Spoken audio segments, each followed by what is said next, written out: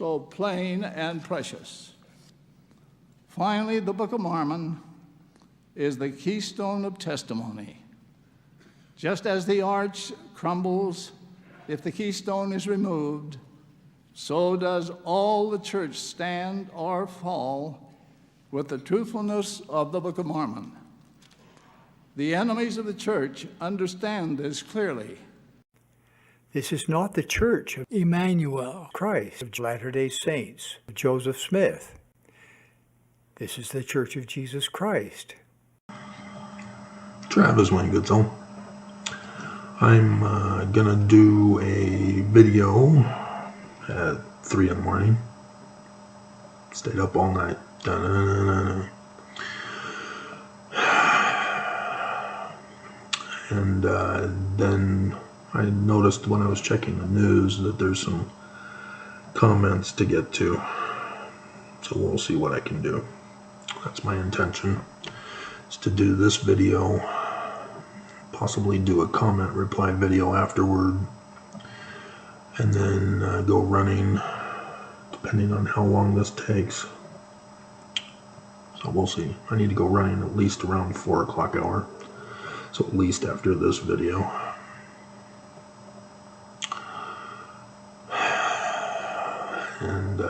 And so if you're wondering why I'm up all night, so am I.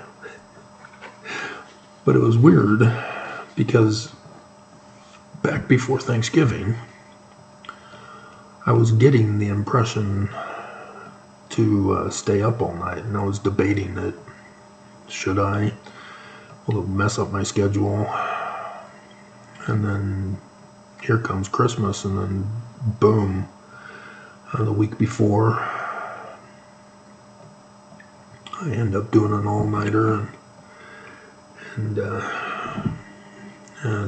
it's weird. My body is doing it, and I'm not transitioning well enough because I'm fighting it not very well.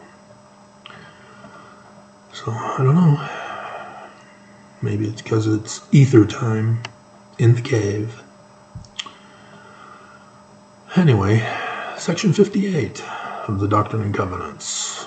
Joseph Smith is expanding upon Revelation chapter 19.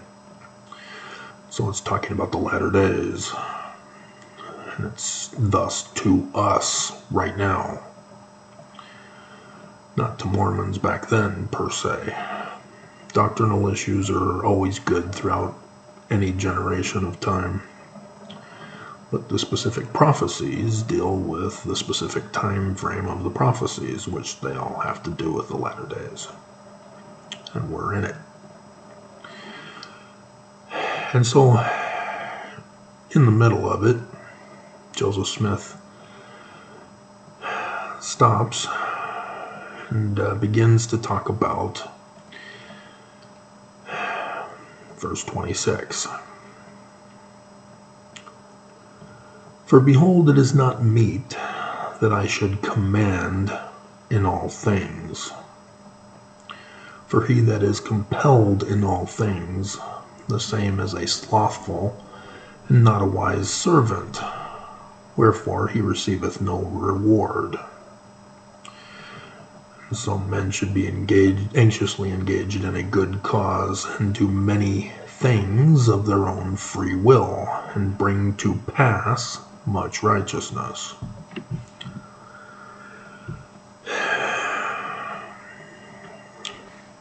Those who've been following my channel know exactly the dilemma that Mormons are in. They have incorrectly interpreted Moroni chapter 10, verse 3 through 5, believing they just need to read, ponder, pray, get a spiritual feeling, and that's the answer. They don't need to do anything with that feeling. You have to produce it into the physical realm. You can't just leave it as a spirit.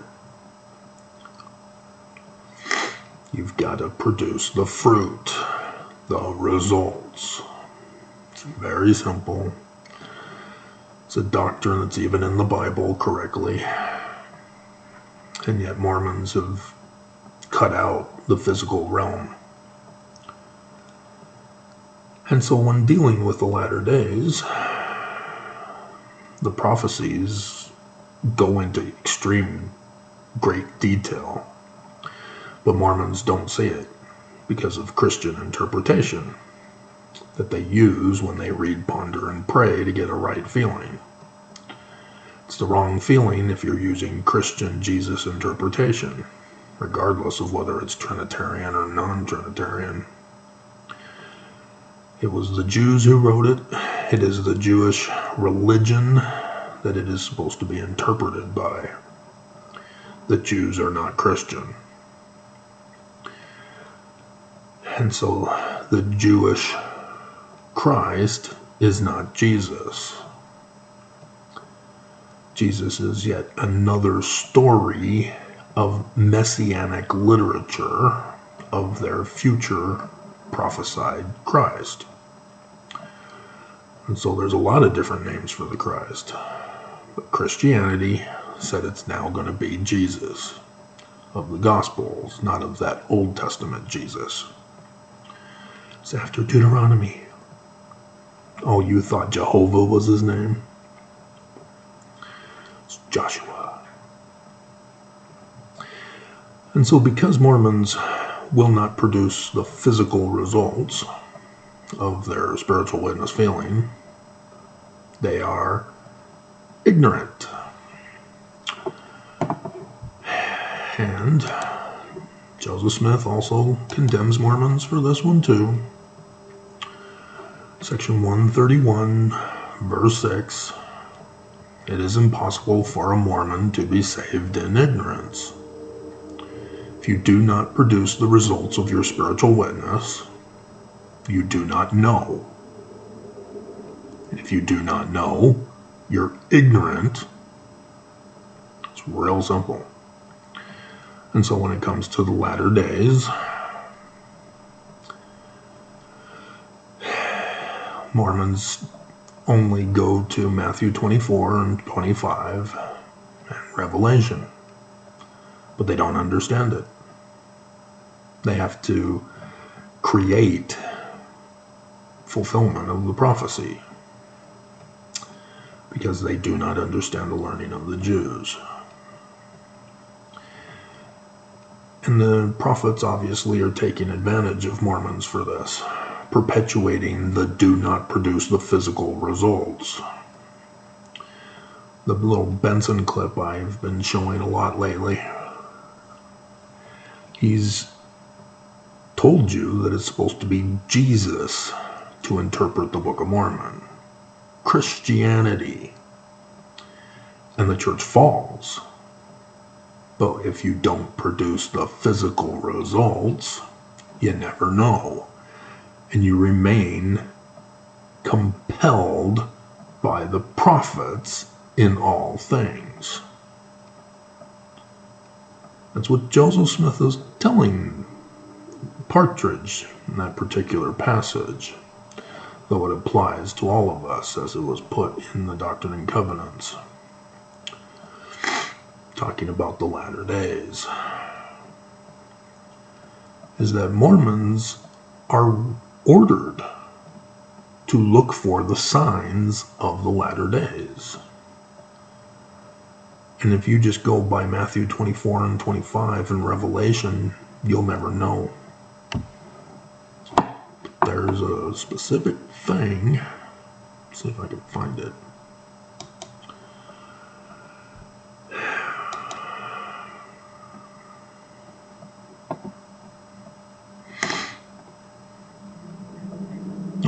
Gonna have to search for it.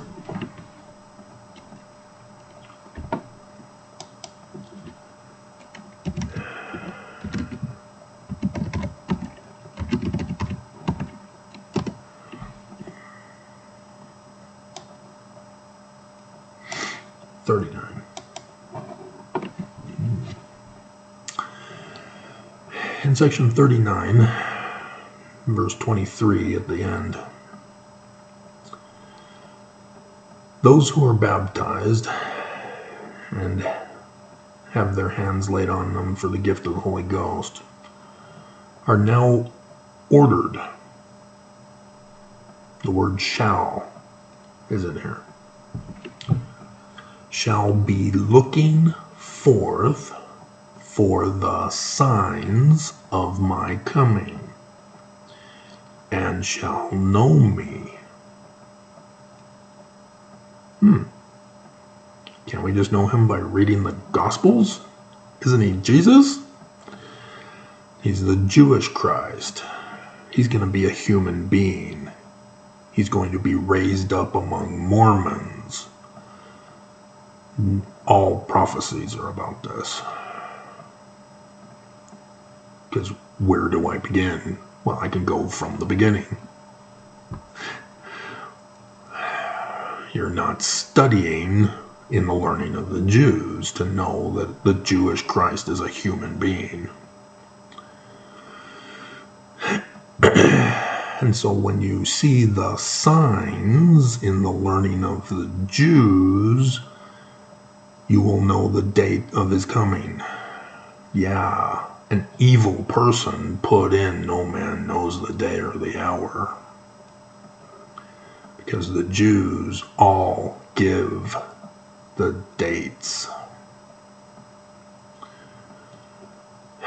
And thus, China knew. They made t-shirts.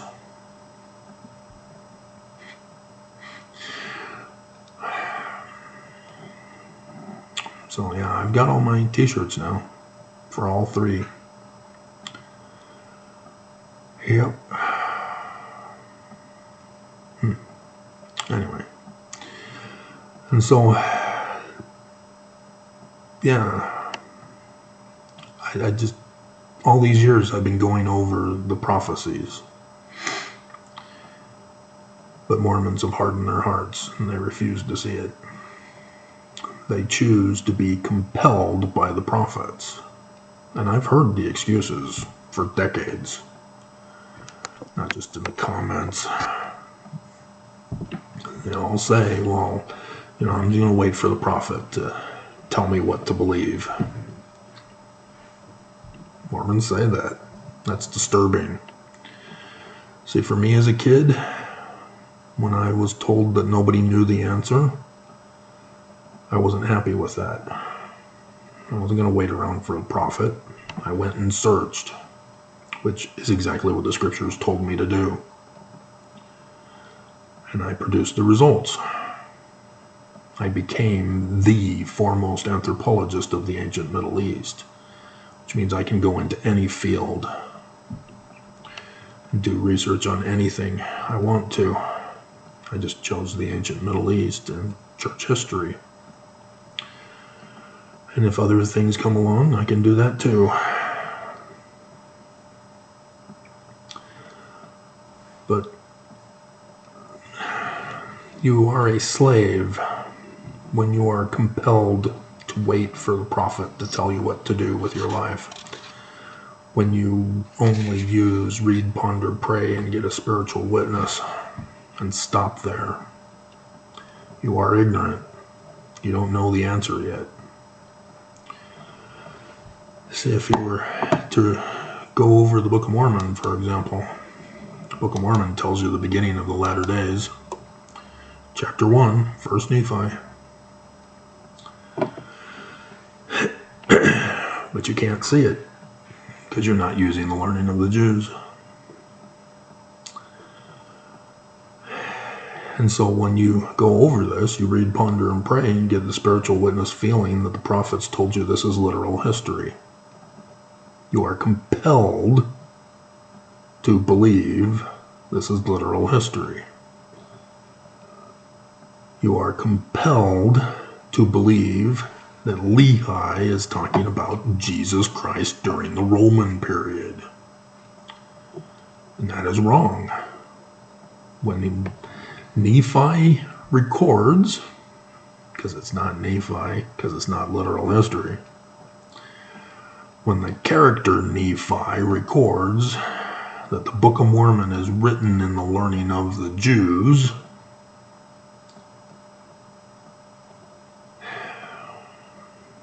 Too many critics likewise make the same mistake.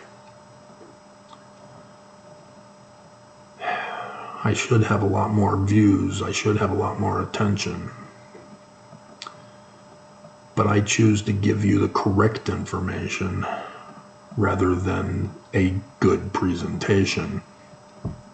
A more desirable presentation. And too many people use that weakness against me to justify not listening to the message. But you're the ones that'll be held accountable for that, because the prophets are about to take their kingdom back. And you didn't know who your Christ is to listen to him to get out of Babylon.